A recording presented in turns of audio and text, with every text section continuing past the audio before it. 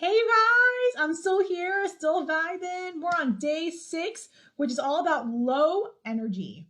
This is another reason people tell me they're inconsistent. Oh my gosh, I don't have the energy to work out. I don't have the energy to cook. I don't have the energy to make myself or to food prep or to go grocery shopping or to go for a walk. I can't get up out of bed on time because I'm just so tired. Comment if that's you. I want you to tell me on your post today, like, this is so me. This is so connecting with me. And so I'm here to be the energy for you, number one. And number two, I'm here to talk to you a little bit about how to increase your energy because energy is not just physical, it is also mental. So I hope you're seeing a trend here during this day 6 of the challenge and all the other days that a lot of our lack of consistency comes from here.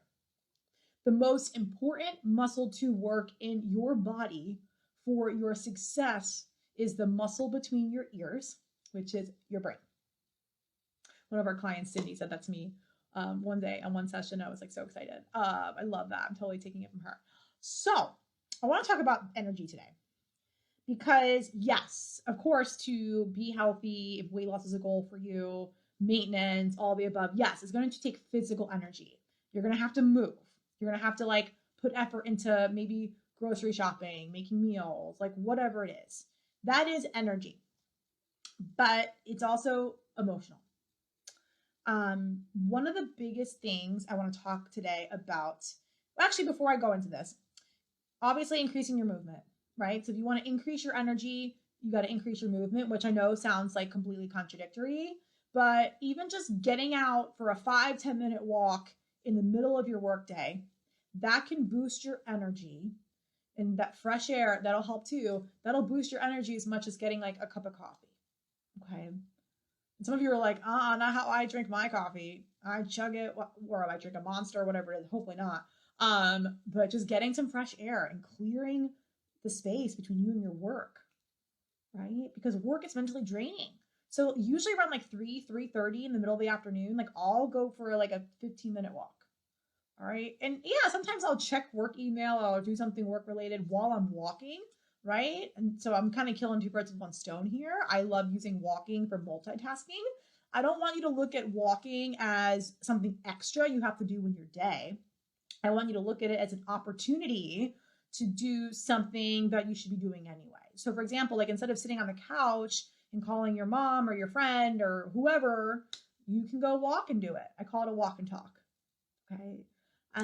Or if you're going to be trolling Instagram, why don't you go walk and do it? You don't want to go walk outside? So many people I talk to, they're like, oh, I got a treadmill in my house. I got a bike. Well, why don't you walk on it and stroll or watch TV or something? You don't have to be sitting, right? The human body is not designed to be sitting consistently. There's actually something called the sitting disease. Have you heard this before? The sitting disease is one of the greatest impacts on increased LDL, right? That bad cholesterol, right? You got the HDL, which is the good cholesterol. LDL is bad cholesterol. When you are sitting for more than 2 hours in one time, your LDL is going to increase. Now, granted, it's a temporary increase, right? But still, we don't want to elevate our cholesterol. Just get up and move. So if you have an Apple Watch or a Fitbit or whatever tracker, sometimes it reminds you to get up, listen to the thing. Just get up and move. Even if it's like 5 minutes, you guys. All right. So movement will help you increase your energy. How many times do you not want to do a workout, but then you do it and you're like, oh my God, I actually feel really good. I'm glad I did it. Rarely do we regret actually doing a workout. We regret missing it when we plan to. When you have it on your time block and you don't do it, you ignore that appointment with yourself. I want to remind you again, back to day 1, you got to treat yourself like a VIP. That actually relates to day 1, day 4, and day 5. You are a very important person. And you are your greatest advocate. And sometimes we don't feel that way when we have low energy. Okay.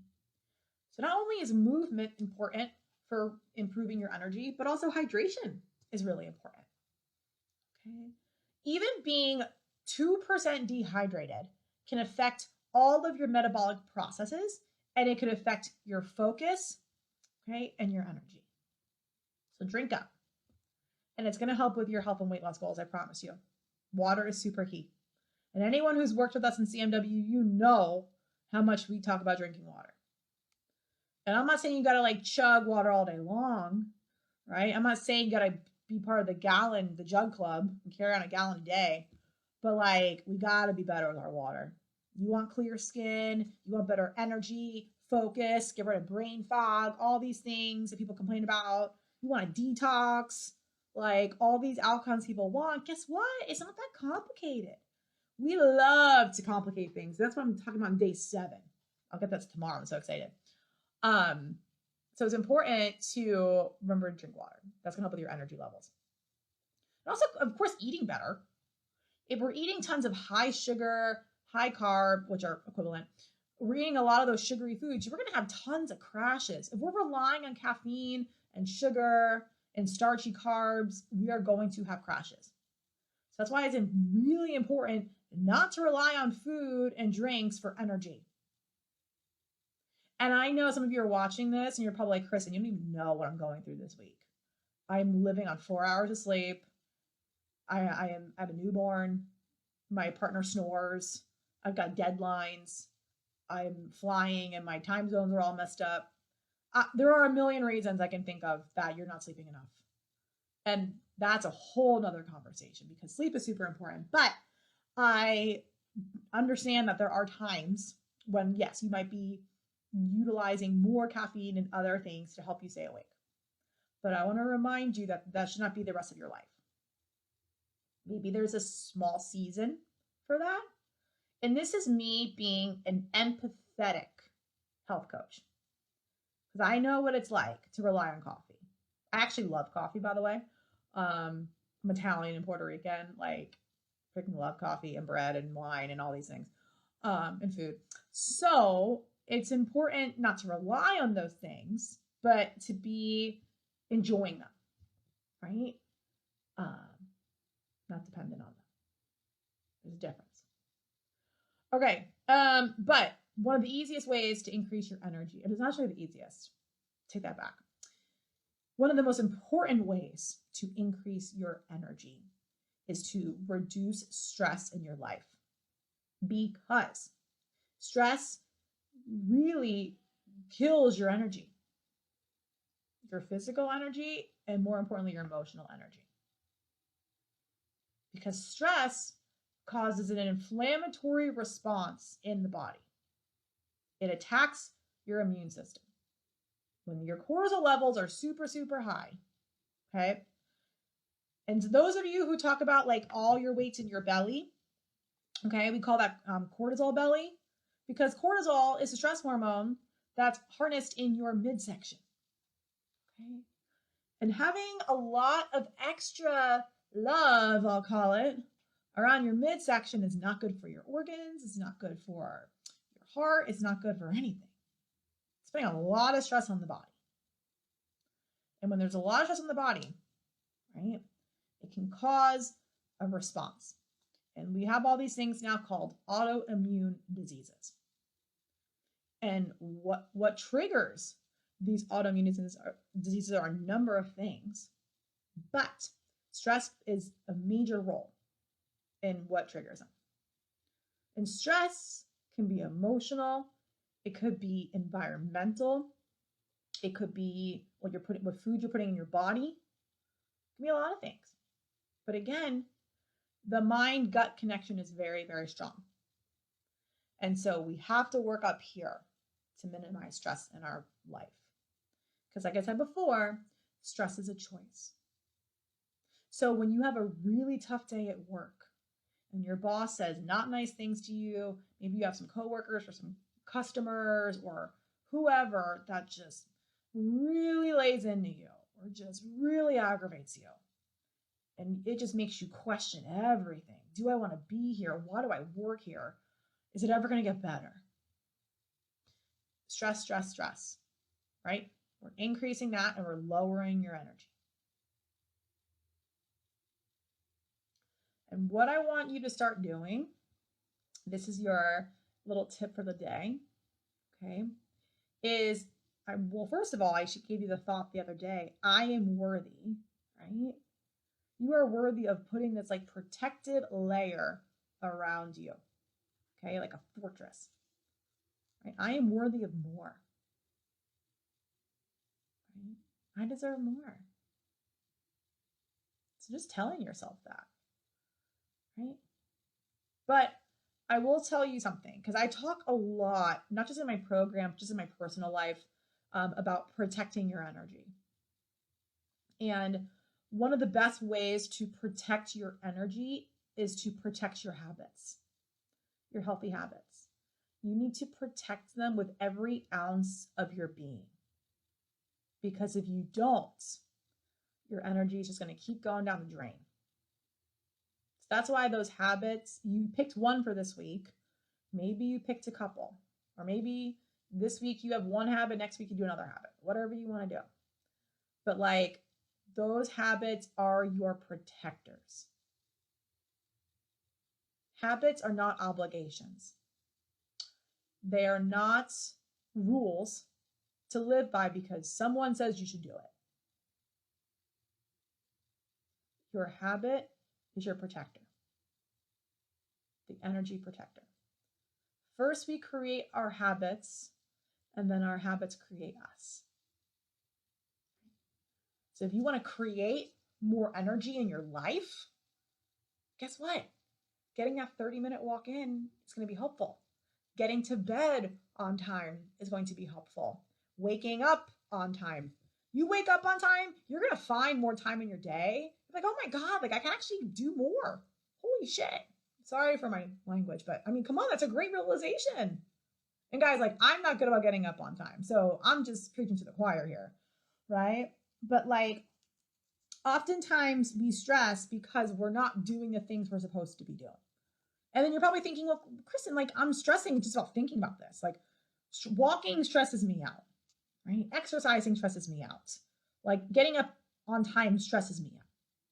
What about it stresses you out? What is it about cooking that stresses you out?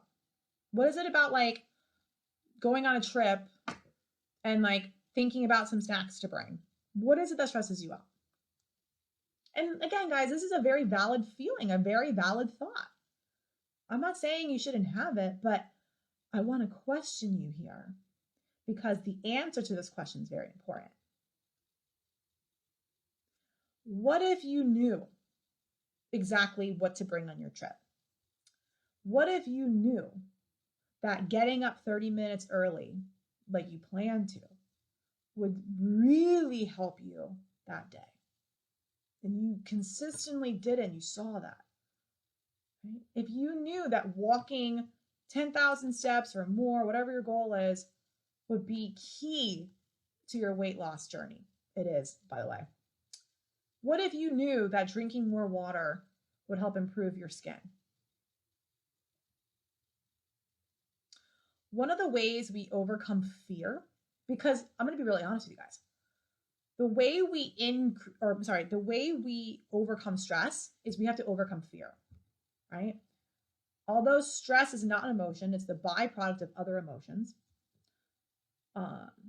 Stress is really just the fear of not getting everything done, the stress that it's never going to be possible. So what we have to do is overcome fear. So when you have low energy, right, especially low emotional energy, what this ultimately is that you have a fear of not accomplishing things you want in your life, right? Or that you're going to have the capacity, the energy to do it. You're like, oh my God, like even just like talking about it's exhausting. It just seems like insurmountable to get all these things. How am I going to get out of debt? How am I going to, I got to take my kids to college next week. How am I going to do all this? Oh my gosh, I don't have the energy. I'm just going to sit on the couch, right?